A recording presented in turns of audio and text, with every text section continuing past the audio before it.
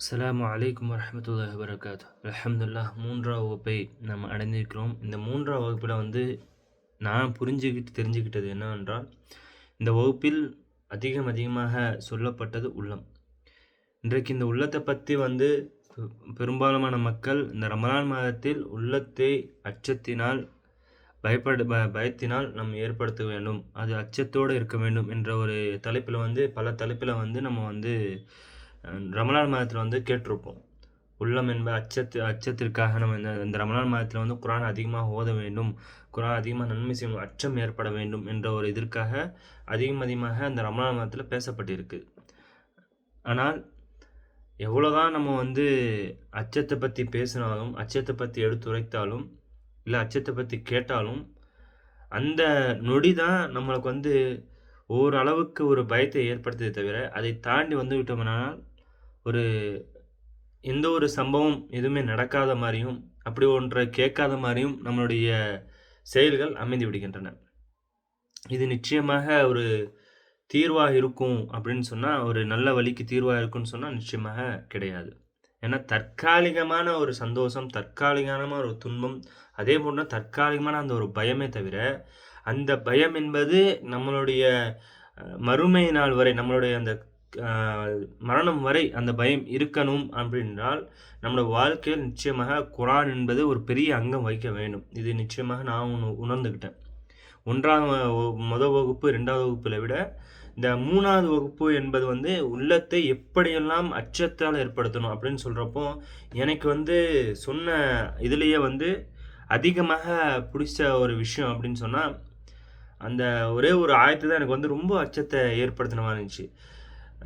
உஸ்தாத் அவங்க சொன்னாங்க, ஒரு வெளிநாட்டிலேருந்து ஒரு பெண்மணி தன்னுடைய அந்த வகுப்பை கேட்டதுக்கப்புறம் அவங்க அது ரொம்ப மன கஷ்டப்பட்டு அழுதுகிட்டு, தன்னுடைய குழந்தைகள்லாம் இப்படிலாம் சொன்னாங்கன்னு சொல்லிட்டு ஒரு இத சொல்லியிருந்தாங்க. பதிவா போட்டிருந்தாங்க. அதுக்கப்புறம் தான் எனக்கும் சிந்தனை ஏற்பட்டுருச்சு. என்ன ஏற்பட்டுச்சுன்னா, நம்மளும் அப்படிதான் இருக்கோமோ! உண்மையாலே நம்மளோட செயல்கள் எல்லாம் அப்படிதான் மாறிக்கிட்டு இருக்கிறதோ! நம்மளும் கடினமாக இருக்கோமோ! அப்படின்னு ஒரு சிந்தனை ஏற்பட்டுச்சு. அந்த ஒரு வசனம் எல்லாத்துக்கும் தெரிஞ்சது தான். அந்த கேட்டது தான். உஸ்தாத் நம்மள்ட்ட கேட்ட ஒரு ஒரு அந்த ஒரு விஷயம் தான். அந்த கடப்பாரை மேல் மலையின் மீது 59ல 21ல நபியே, நாம் ஒரு மலையின் மீது இந்த குர்ஆனை இறக்கியிருந்தோமானால், அல்லாஹ்வின் பயத்தால் அது நடுங்கி பிளந்து போவதாக கண்டிருப்பீர். நிச்சயமாக இந்த ஒரு ஆயத்து எனக்கு நான் எப்படி புரிஞ்சுக்கிட்டேன் அப்படின்னா, ஒரு பாறை, ஒரு கடற்பாறைய ஒரு மாமூலாவே ஒரு சும்மா சர்வசாதாரணமா ஒரு பாறைய நம்ம கையால உடைக்கணும் அப்படின்னா, அது மிகவும் கடினமானது. ஏன்னா, அதுக்கு ஒரு பல விஷயங்கள் தேவைப்படுது. இப்போ உடைக்கணும் அப்படின்னு சொன்னா, ஒரு சுத்தியலு, அதுக்குள்ள சாணம், அது இதுன்னு தேவைப்பட்டு அத வச்சு அடிக்கணும். அதுக்கு ஒரு 2, 3 பேர் தேவைப்படும். ஆனால், அப்படிப்பட்ட ஒரு பெரிய பிரம்மாண்டமான ஒரு மலை, இந்த பூமிக்கு ஆணித்தரமாக வச்சிருக்கக்கூடிய ஆடாம இருக்கிறதுக்காகவே அல்லாஹ் படைத்த படைப்புல, இந்த பூமி தாங்கி நிக்கணும். இந்த ஆணிகள் தான் அதுக்கு தூணா இருக்கணும். இந்த மலைகள் தான் அதுக்கு தூணா இருக்கணும்னு சொல்லிட்டு ஆணியாக அடிச்சு வச்சிருக்க அந்த பிரம்மாண்டமான மலைய, அது மேல குர்ஆன் இறக்கியிருந்தோமானால், அந்த மலை பிளந்து சிதறி ஓடிவிடும் அப்டின்டு நமக்கு அல்லாஹ்வே தன் எடுத்துக்காட்டாக சொல்லியிருக்கிறான். அப்டின்றக்கப்ப நம்ம உள்ளம் எப்படிப்பட்டது? யாராவது அழுதால் நம்மளுக்கு உடனே ஒரு இதாகும். யாராவது நம்மள சிம்பத்தி மாரி பேசினாங்கன்னா, உடனே உள்ளம் உருகிடும். அப்படிப்பட்ட ஒரு லேசான உள்ளம், தவறு செய்யக்கூடிய உள்ளம். அப்படிதான் படைச்சிருக்கான் அல்லாஹ். இலகுவாக படைச்சிருக்கிறேன். அவர்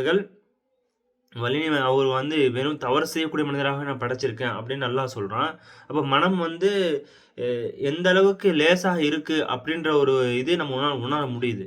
அப்போ குர்ஆனோட வார்த்தை நம்ம கேட்கிறப்போ, ஏன் ஒரு மலையே பிளக்க போம்போது, ஒரு மலையே பிளந்துன்னு சொல்றான் அல்லாஹ். அப்ப நம்ம உள்ளம் ஏன் பிளராது? உள்ளம் இருக்கக்கூடிய ஒரு 100 கிராம், 150 கிராம் தான் நம்மளோட உள்ளம் இருக்கும். அந்த இதயம் இருக்கும். அப்படிப்பட்ட அந்த லேசான இருக்கக்கூடிய அந்த இதயம், ஒரு குர்ஆனோட வசனத்த கேட்க போம்போது, ஏன் நம்ம மாற்றத்த ஏற்படுத்த முடியல? காரணம் என்ன? அப்படின்னு சிந்திக்கிறப்ப தான் எனக்கு ஒரு விஷயம் தோணுச்சு. அப்போ நம்ம இத்தன நாளா குர்ஆனை வெறுமனே ஒரு அல்லாஹ்வுடைய குர்ஆன், அது நம்மளுக்கு இறக்கப்பட்டிருக்கு.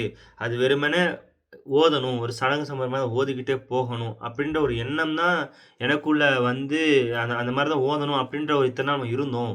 அப்படின்னு ஒரு சிந்தனை வந்துச்சு. இப்ப இத்தன நாள் நம்ம தவறு செஞ்சுகிட்டு இருந்தோமா? அப்படின்ற ஒரு சிந்தனை எனக்குள்ள வந்துச்சு. இப்போ இத்தன நாள் தவறு செய்துகிட்டு இருக்கோம் அப்படின்னா, தெரியாம தவறு செஞ்சுட்டோம். ஆனா இப்போ தெரிஞ்சுக்கிட்டு இருக்கு. குரான் என்றால் இதுதான். குரான் இப்படித்தான் ஓத வேண்டும் என்று தெரிஞ்சும் கூட, இன்னும் நம்ம அந்த சிந்தனைக்கு இன்னும் ஆளாகலையே! அப்படின்ற ஒரு பயம், அச்சம் என்னால ஏற்பட்டுருச்சு.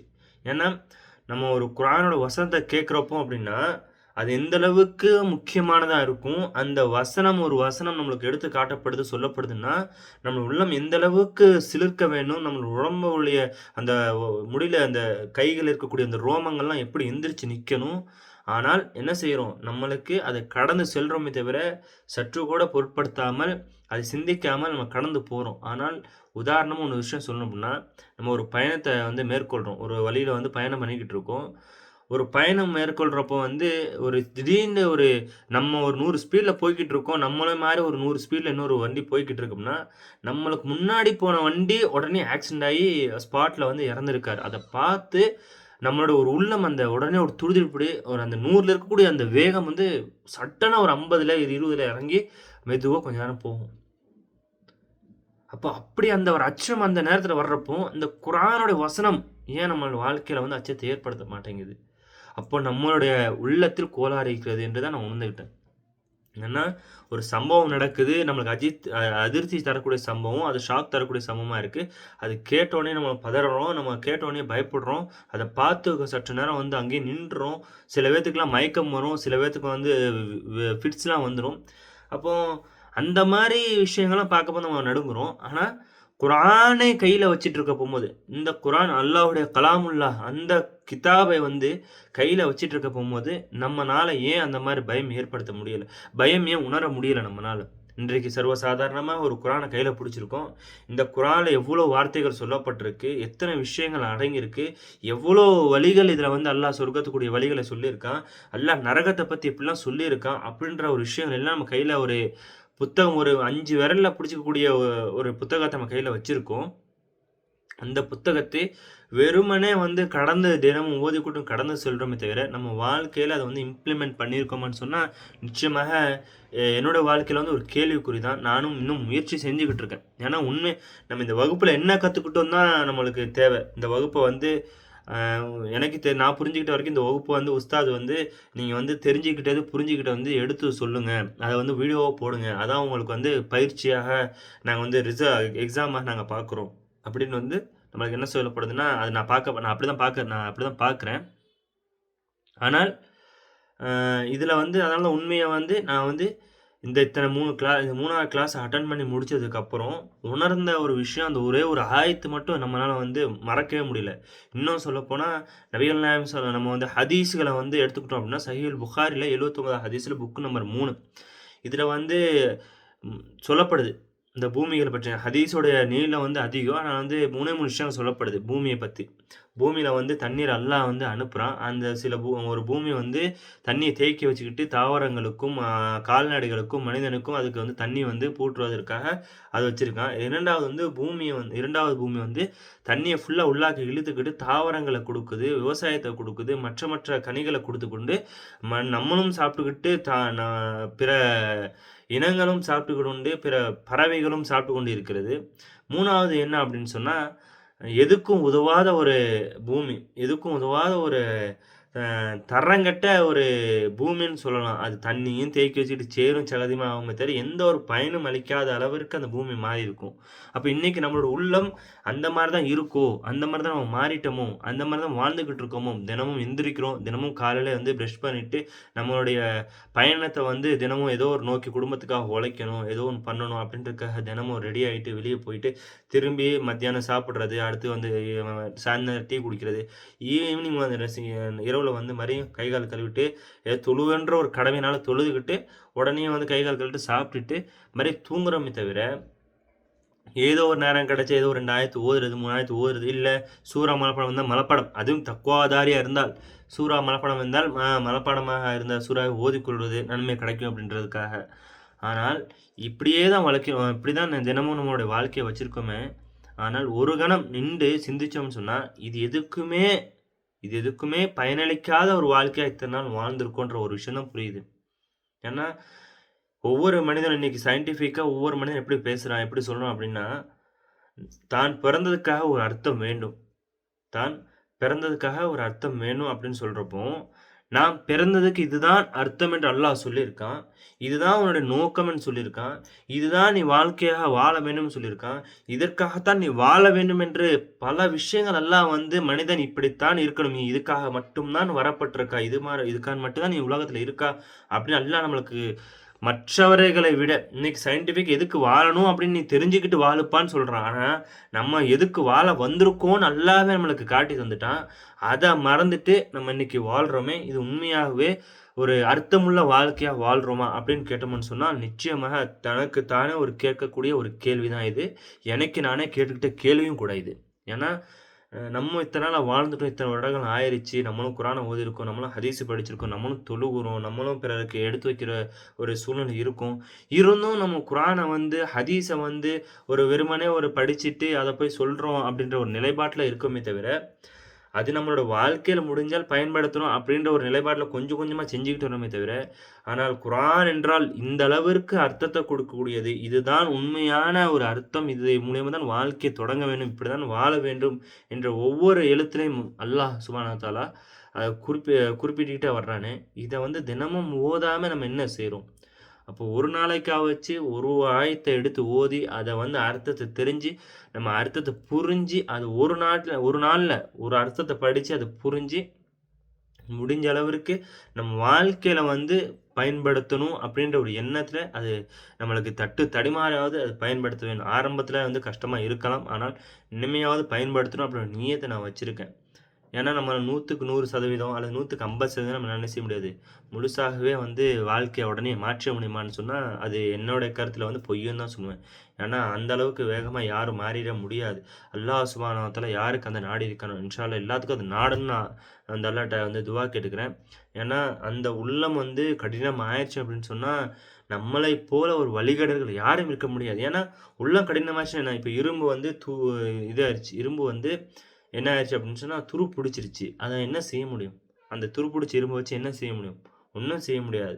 எங்கிட்டு என்னத்த தண்ணி ஊத்துனாலும், என்ன செஞ்சாலும் என்ன செய்ய முடியாது. அதுல வந்து நீங்க என்னத்த சிமெண்ட் படிச்சாலும் சரி, எது செஞ்சாலும் சரி, என்ன செய்ய முடியாது. அது சரியாக ஒட்டிக்கிறாது. அது அவ்வளதான் அது ஒரு இரும்பு தரங்கெட்ட இரும்புன்னு சொல்லிட்டு என்ன செய்வாங்க, மூலையில போட்டுருவாங்க. அதே மாரி நம்ம உள்ளம் ஆயிருச்சு அப்படின்னு சொன்னா, என்னத்த தான் குரான் வசனத்துல இறக்குனாலும், எப்படி ஒரு கடப்பாரை மேலோ, அல்லது ஒரு கல்லின் மேலோ அந்த தண்ணீய ஊத்துனா வழுக்கிட்டு ஓடுமோ, அதே போன்ற குரான் வந்து நம்ம உள்ளத்துல வந்து அப்படியே உளுந்த மாரி உளுந்து அப்படி வழுக்கிட்டு போயிருமே தவிர, ஒரு காலம் உள்ளத்துக்கு உள்ளாக்க அந்த சதை மேல பட்டு அந்த தண்ணி ஓடிருமே தவிர, அந்த உள்ளத்துல உள்ளாக்க அந்த வசனம் போய் உட்காரவே உட்காராது. அப்படி உட்காரும் அப்படின்னு சொன்னா, நம்ம வாழ்க்கையில சிந்திச்சு நின்று சிந்திச்சு என்ன செய்ய போறோம்? இன்னைக்கு வாழ்க்கையில இந்த அன்னைக்கு என்ன செய்ய போறோம்?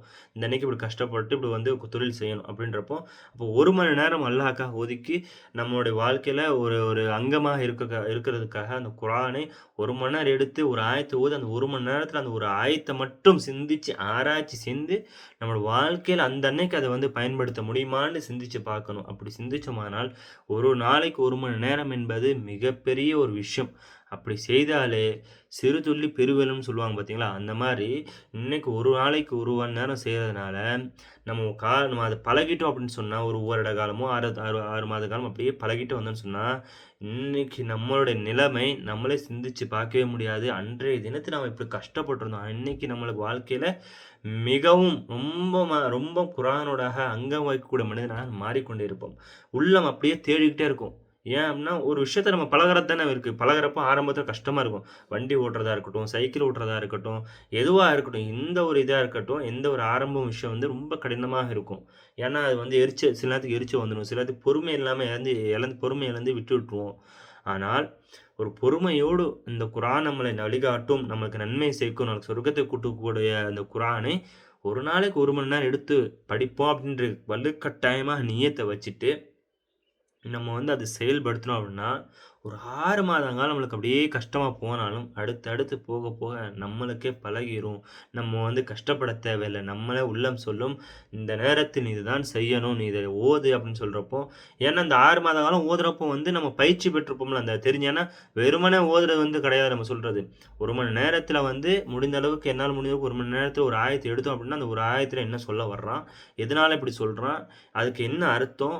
உண்மையான நம்ம வாழ்க்கையில எப்படி அத பயன்படுத்தணும் அப்படின்னு சிந்திக்கிறப்போ, அது பயன்பாட்டில் கொண்டு வந்துட்டோம் அப்படின்னு சொன்னா, அது தினசரியா மாறிச்சு அப்படின்னு சொன்னா, இனிமே உள்ள என்ன தேடும்? குரான் ஆட்டோமேட்டிக்கா குரான் வசனம் கேட்கிறப்பமே இந்த குரான் வசனம் கேட்டோம், ஆராய்ச்சி பண்ணணும் அப்படின்ற ஒரு சர்வ சாதாரணமாக வந்து நம்மளுக்கு வந்து உள்ளம் சொல்லுமா இல்லையா? அப்படி சொல்றப்போ, நிச்சயமாக நம்மளுடைய மாற்றத்தை உணருவோம். இந்த 4 மாசம் காலம்ன்றது வந்து அ என்னை தெரிஞ்ச வரைக்கும் போதாது தான். ஏன்னா வந்து எனக்கு என்னோட கருத்து வரைக்கும், எனக்கு இதில இன்ஷா அல்லாஹ் அடுத்த 4 மாதம் வைத்தாலும், இன்னும் அந்த வகுப்பிலயும் சேரணுன்ற ஒரு ஆசை தான் இருக்கே தவிர, குறையல. ஏன்னா இதில புதுசு புதுசா கத்துக்குறோம். எந்த அளவுக்கு கத்துக்கிட்டாலும், அது பயன்பாட்டில கொஞ்சம் வச்சுக்கிட்டே இருந்தாலும், நம்ம புதுசு புதுசாக ஒவ்வொரு விஷயத்த கற்க கற்க, நம்மளுக்கு நிச்சயமாக நன்மையான வழிகள் தான் அதிகமா இருக்கே தவிர, தீமையான வழிகள் எதுவுமே என் கண்ணுக்கு தெரியல.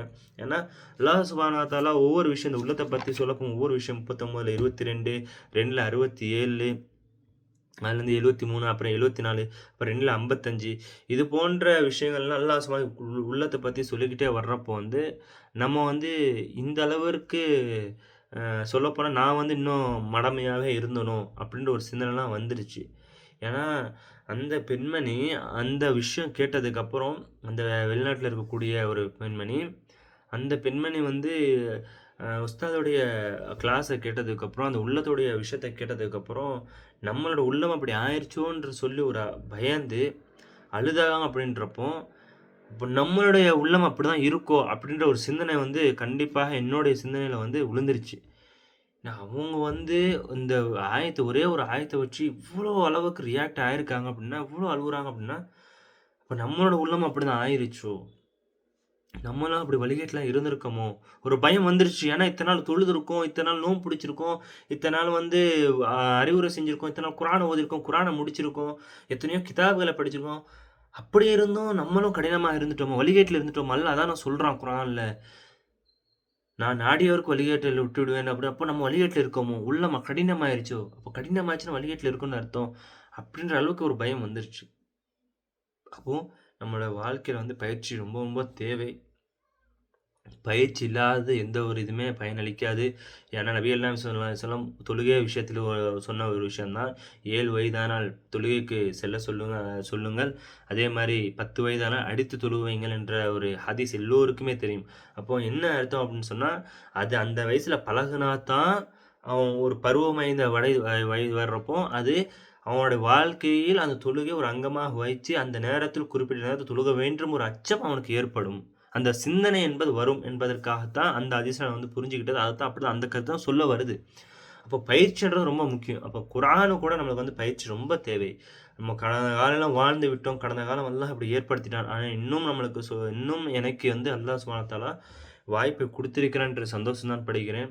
இன்ஷா அல்லாஹ் சுப்ஹானஹு வ தஆலா நம் அனைவருக்கும் எனக்கும் என் குடும்பத்திற்கும் நம் அனைவருக்கும் கூட இன்ஷா அல்லாஹ் இந்த வகுப்பின் மூலியமாக முடிந்த அளவிற்கு நேர்வழியில் நம்முடைய முயற்சிகள் அதிகப்படுத்தி, இன்ஷா அல்லாஹ் சொர்க்கத்தினுடைய அந்த வாசல்கள் முன்னாடி நம்ம எல்லாம் நுழையணும். அப்படின்ற ஒரு சிந்தனையோடு நம்முடைய வாழ்க்கை அமைய வேண்டும் என்று பிரார்த்தித்தவனாக இந்த ஒரு வகுப்பை நான் முடிவு செய்கிறேன். அஸ்ஸலாமு அலைக்கும் வரஹ்மத்துல்லாஹி வபரகாத்துஹு.